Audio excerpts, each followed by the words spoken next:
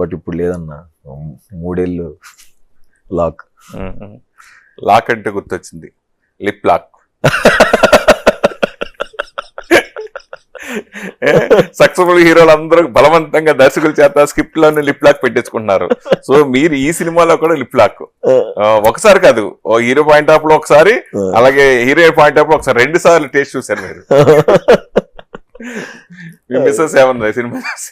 ఏం లేదన్న, చాలా బాగుంది సీన్. అంటే ఆర్ట్ గా అయితే లేదు నాకు, కథ ప్రకారమే వచ్చింది కదా. అంటే సో దానికి నీట్ గా స్టోరీతో పాటు అయింది, ఏదో కావాలని కాకుండా. మళ్ళీ దాన్ని రిపీట్ చేయించారు కదా రెండోసారి మళ్ళీ హీరోయిన్ పాయింట్ ఆఫ్ లో. అవును, తనకి లవ్ వచ్చి అట్లా డైరెక్టర్. నువ్వు చెప్పినప్పుడు నువ్వు ఇది ఉంటే బాగుంటుందని సైట్ చేసావు? అది చెప్పలేదన్న అసలు స్క్రిప్ట్ అప్పుడు. ఆయన షూటింగ్ అప్పుడు ఇది ఉంటే బాగుంటుంది బ్రో అని ఇలా చూసాను. ఇదేంటి అప్పుడు చెప్పలేదు కదా, షూటింగ్ లో చెప్తున్నారు ఏంటి అని. ఏదైనా చెప్పి అమ్మాయికి చెప్పారు, నాకు చెప్పారు, మధ్యలో డిస్కషన్ జరిగినాయి, వద్దు అనుకున్నాను. బట్ హీరోయిన్ వద్దా? నేనే వద్దు.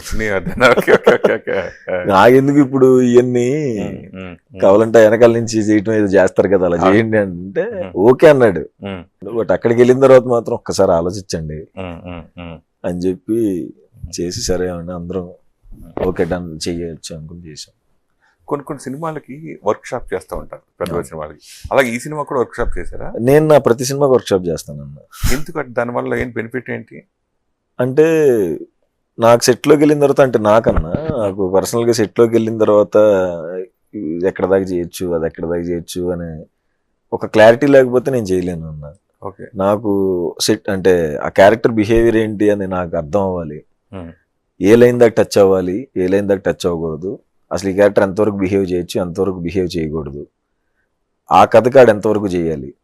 కొన్నిటికి ఇప్పుడు అలా లేకపోతే నాకు నా ఫ్లోలో నేను వెళ్ళిపోయాను అంటే ఇప్పుడు మళ్ళీ కూర్చుని అలా అంత కాదు ఇంత ఎందుకు సెట్లో తిట్టించుకోవటం, మనం ముందే వర్క్షాప్ చేసుకుని అదొక క్లారిటీ వచ్చేస్తే సెట్లో ఇంక ప్రతి సీన్ ఈజీ అయిపోద్ది కదన్నా. సో అందుకు నేను ప్రతి దానికి దీనికైతే ఒక 10 days చేసాము.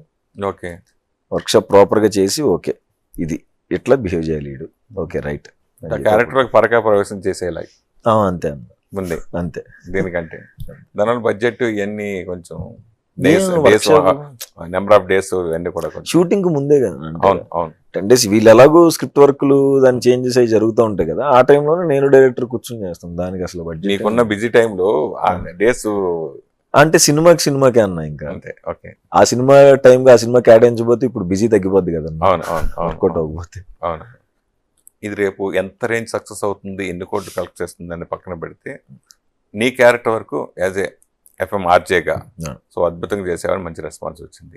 సో ఈ కథ విన్న తర్వాత నీ సినిమాల ప్రమోషన్ విషయంలో కూడా RJకి వెళ్ళే ఉంటావు డెఫినెట్గా, FMకి ప్రమోషన్కి వెళ్ళి ఉంటావు కదా.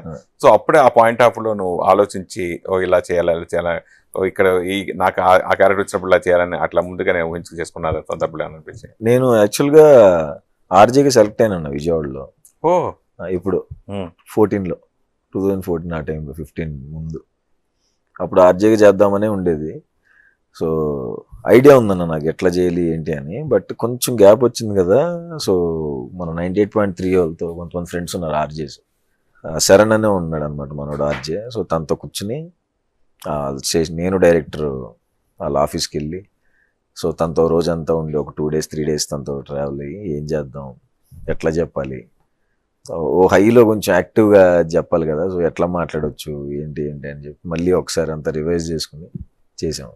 RJగా ఉన్నప్పుడు ఫ్రాంక్లీ స్పీకింగ్ ఎవరిని ప్రేమించారు? నేను RJగా